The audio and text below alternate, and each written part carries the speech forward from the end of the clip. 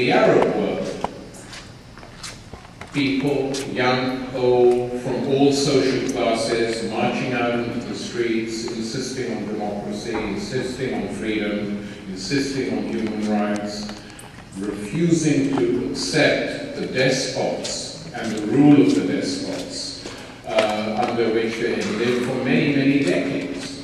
Teresa said that many of you here as students have lived through a period when the United States has been at war virtually permanently since 1990. But many of the young people growing up in the Arab world have lived over the last 30 to 40 years in societies which were essentially, whatever they called themselves, despotic dictatorships. And it's important to start with that, because the importance of the Arab world for the rest of the world, especially for the United States, is not based on a deep appreciation of Arab culture or Arab poetry, or the fact that Arab civilization was the dominant civilization in the Mediterranean for critical centuries, from the 9th to the 12th centuries, and that all learning, which later became one of the great virtues of the European Renaissance, came from that period of Arab civilization, in Muslim civilization, in Spain and what is now Spain and Portugal, in Sicily, parts of France, etc. These things are not much talked about, but historians and specialists know that this is true. The reason why the Arab world is so dominant in the consciousness of the West is because of oil. Largely because of oil, because the world's cheapest oil, cheapest in the sense that it's cheapest to extract, lies underneath Arab lands. And these countries are populated largely, but not exclusively, by people belonging to Islam, or whose faith is Islam, whether it's Sunni or Shia or sub-tribes or sub-sects of the same. That is what it is.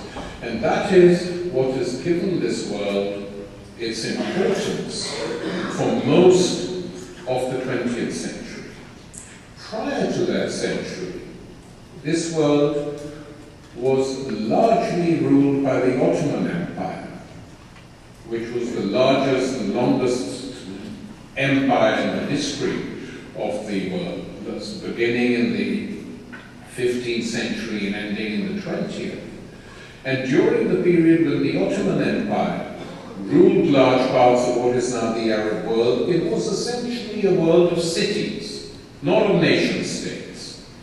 So you could have been born in Amman, go to school in Amman, go to school in Jerusalem, go to university in Cairo, in Damascus. It was an open world, without borders and frontiers. And it was an intense experience of Western imperialism, European imperialism, that created most of these states and transformed the Arab world into a patchwork quilt, which we see the remnants and the successors of today, in today's world. The French had been active in the Maghreb, conquering Algeria, Morocco, Tunisia, and occupying it. The British took over, ultimately after the Second World War, most of the Arab world, and it was under British rule that Saudi Arabia was formed, that Jordan was formed. Egypt, of course, is an ancient state going back many thousands of years. But the Arab world proper, the Arab Peninsula, all these states were formed after the First World War of the last century. That was the formative moment for these countries, and essentially we're still grappling with these problems. And when it became obvious that there was a large amount of oil under Saudi Arabia, in the Arab Peninsula generally. It was at that time that the British decided, and later the United States, during the Second World War, that come what may, the Saudi royal family had to be kept in power. Because this royal family, which had been made royal by the British, it was a tribe for a long time, and it was given royal status by the British. This was the difference between the British and the French, that when the British occupied a country, they liked to make someone king or queen, usually king in that world, whereas the French made it into a republic. So different imperial traditions refracting on a completely different part of the world. By and large, that remains the case. Today, though, because the United States is now dominant, usually the countries occupied remain republics, so there was a big effort made before the Iraq War by the Hashemite family, ruling family in Jordan, to try and persuade the British to exercise power to appoint one of them as king of Iraq. And as I pointed out at the time, the last time the British did that, it didn't come to a good end, because there was a revolution, and both the king and his cruel uncle were in the region found and executed by angry people, so it wasn't, I said, not a good idea to repeat that for either side. But that is what happened to that world. And then gradually oil was discovered everywhere. The reason it is simpler to deal with autocrats and despots in the oil world is because you do deals with them. You do deals with them because you put them in power and you know that they will hold to their side of the bargain. And any of you really interested in the history of Saudi Arabia, which is a major player now in the Arab world, could do worse than read the novels of one of the great Arab novelists, Abdurrahman Munif, M-U-N-I-F, who wrote 5 novels about Saudi Arabia. The first is Cities of Salt, a wonderful book published in the United States. The first 3 are translated. Unfortunately, his translator, after the first 3 were translated, was employed by the Pentagon. It was 9/11 it happened, so they were short of Arab translators. I hope he'll come back and do the rest, but till now. And they tell the story of how oil gripped the region, of how oil created a new ruling elite, and how that oil has dominated the politics of Saudi Arabia and its relations with the West ever since.